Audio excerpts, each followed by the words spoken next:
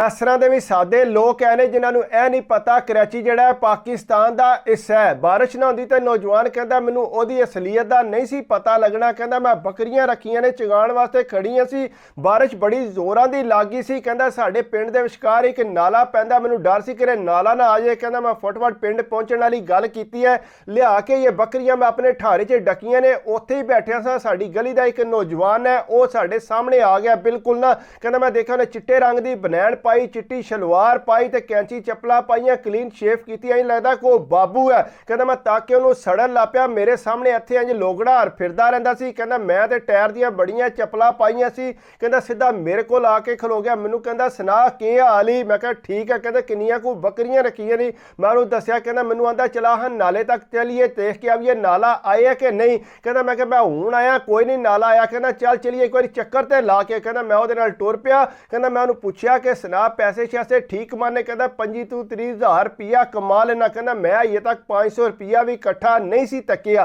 कहता मैं उहदे नाल टुरदा नाले तक पहुंच गया, उत्थे जाके गप्पा शप्पा लांदे रहे। मैनू वापसी ते कहता अगर तू भी आना कराची ते आ जा। कहता मैनू नहीं सी पता कराची है कित्थे है।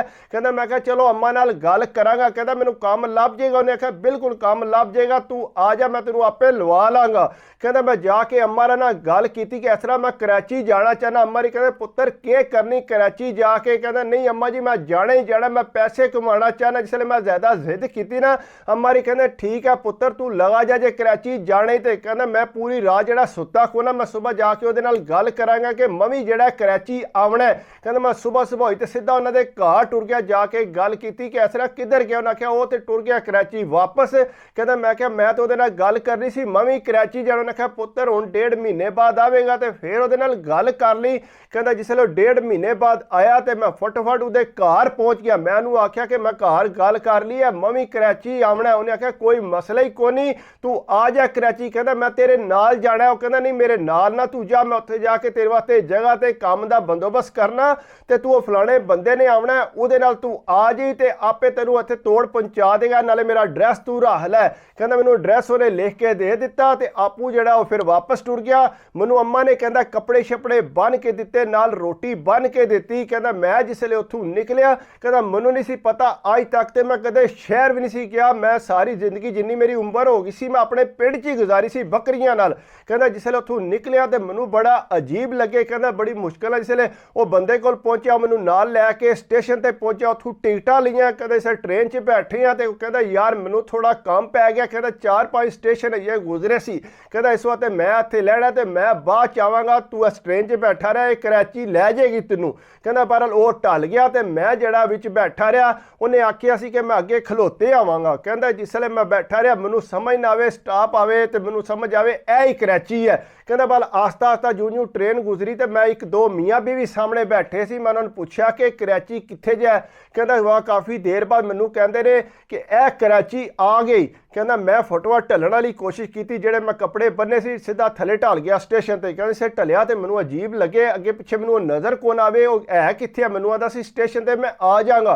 कहता काफ़ी देर उन्होंने मैं ढूंढता रहा स्टेशन पर, जिसले मैनू स्टेशन तो वो ना लभा फिर मैं एक बंदे को पूछा, इस तरह मेरे बंदे ने मैनू लैन आना सी तो वो आया कोई नहीं। उन्हें आख्या तू जाना कित्थे। कहता जिसले मैं पता कट के उन्होंने दसिया ना, कहता कर्म वाला है तो कराची का पता है तो तू इस टाइम मुल्तान च खलोते हैं। कहता तो मुल्तान कित्थे ते कराची कित्थे है। कहता तू मुल्तान है तो कराची है ये बड़ी दूर है इत्थों। कहता बंदियां ने ट्रेन च मैनू यह ही आख्या सी कि यह ही जिहड़ा कराची, उन्हें आख्या तेरे नाल उन्हें मजाक किया है, उन्होंने हो सकता तेरी जगह वो लै ली होवे जिहड़ी ट्रेन च तेरी जगह सी।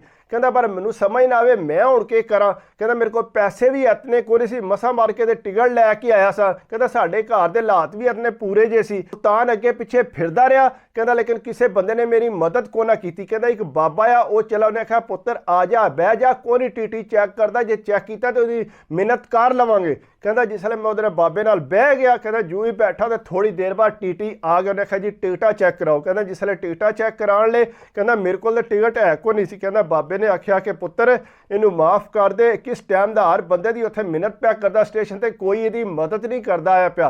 कहता टीटी ने उन्होंने उत्थे ही बहन तो उन्हें आख्या चल सही है तू बैठा रहा, कोई ਨਹੀਂ ਮਸਲਾ। ਕਹਿੰਦਾ ਜਿਹੜਾ ਮੈਂ ਰਾਸਕੂਨਾ ਬਹਿ ਗਿਆ, ਬਾਬਾ ਕਹਿੰਦਾ ਫਿਕਰ ਨਾ ਕਰ, ਤੂੰ ਜਾ ਕੇ ਕਰਾਚੀ ਜਾ ਕੇ ਲਵੇਂਗਾ। ਕਹਿੰਦਾ ਬਾਬਾ ਜੀ ਮੇਰੇ ਕੋਲ ਪੁੱਛਦੇ ਰਹੇ ਕੀ ਕਰਨਾ ਹੈ, ਮੈਂ ਦੱਸਿਆ ਇਸ ਤਰ੍ਹਾਂ ਬੱਕਰੀਆਂ ਰੱਖੀਆਂ ਸੀ, ਇਸ ਤਰ੍ਹਾਂ ਅਸੀਂ ਭੈਣ ਭਰਾ ਵਾਂ। ਉਹਨੇ ਕਿਹਾ ਠੀਕ ਹੈ ਪੁੱਤਰ ਤੂੰ ਕਰਾਚੀ ਚੱਲੇ, ਉੱਥੇ ਕੰਮ ਕਾਜ ਕਰੀ ਤੇ ਘਰ ਪੈਸੇ ਟੋਰੀ। ਕਹਿੰਦਾ ਬਾਬਾ ਜੀ ਜਾ ਹੀ ਮੈਂ ਇਸੇ ਵਾਸਤੇ ਰਿਹਾ ਕਿ ਉੱਥੇ ਜਾ ਕੇ ਜਿਹੜਾ ਮੈਂ ਘਰਦਿਆਂ ਨੂੰ ਪੈਸੇ ਟੋਰਾਂ। ਉਹਨੇ ਕਿਹਾ ਚੱਲ ਪੁੱਤਰ ਚੰਗੀ ਗੱਲ ਹੈ। ਕਹਿੰਦਾ ਬਹਰਹਾਲ ਮੈਂ ਜਿਸ ਵੇਲੇ ਉੱਥੇ ਕਰਾਚੀ ਪਹੁੰਚਿਆ, ਬਾਬੇ ਨੇ ਆਖਿਆ ਕਿ ਇਹ ਪੁੱਤਰ ਕਰਾਚੀ ਆ ਗਈ।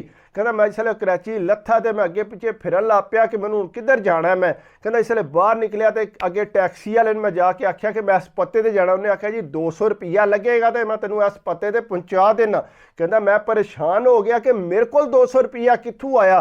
ਕਹਿੰਦਾ ਮੈਨੂੰ ਟੈਨਸ਼ਨ ਹੋ ਗਈ। ਕਹਿੰਦਾ ਮੈਂ ਫਿਰ ਬੰਦਿਆਂ ਕੋਲ ਪੁੱਛਣਾ ਸ਼ੁਰੂ ਕਰ ਦਿੱਤਾ ਕਿ ਮੈਂ ਇੱਥੇ ਕਿਸ ਤਰ੍ਹਾਂ ਪਹੁੰਚਾ, ਅਗਰ ਪੈਦਲ ਜਾਣਾ ਤੇ ਕਹਿੰਦਾ ਬੰਦਿਆਂ ਦੱਸਿਆ ਕਿ ਤੂੰ ਇਸ ਰਾਹ ਪੈ ਜਾ, ਸਿੱਧਾ ਤੈਨੂੰ ਤੋੜ ਐਸੇ ਪੱਤੇ ਤੇ ਲੈ ਜਾਏਗਾ। ਕਹਿੰਦਾ ਮੈਂ ਜੂੰ ਟੁਰਿਆ ਸਵੇਰ ਦੇ 10 ਵਜੇ, ਕਹਿੰਦਾ ਮੈਂ ਉੱਥੋਂ ਟ੍ਰੇਨ ਤੋਂ ਲੱਥਾ ਸਾਂ, ਕੋਈ ਸ਼ੈ ਨਹੀਂ ਸੀ ਖਾਧੀ। ਕਹਿੰਦਾ ਮੈਂ ਜੂੰ ਟੁਰਿਆ ਉੱਥੋਂ ਜੂੰ ਟੁਰਿਆ ਤੇ ਸ਼ਾਮਾਂ ਦੇ 7 ਵਜ ਗਏ। ਕਹਿੰਦਾ ਟੁਰਨ ਦਾ ਮੈਨੂੰ ਕੋਈ ਮਸਲਾ ਨਹੀਂ ਸੀ ਕਿਉਂਕਿ ਮੈਂ ਸਾਰਾ ਦਿਨ ਬੱਕਰੀਆਂ ਚਗਾਉਂਦਾ ਸਾਂ, ਇਹ ਸਾਨੂੰ ਟੈਨਸ਼ਨ ਵਾਲੀ ਗੱਲ ਕੋਈ ਨਹੀਂ ਸੀ ਇਹਦੇ 'ਚ। ਕਹਿੰਦਾ ਮੈਂ ਟੁਰਦਾ ਰਿਹਾ, ਨਾਲੋਂ ਬੈਗ ਜਿਹਾ ਚੁੱਕਿਆ।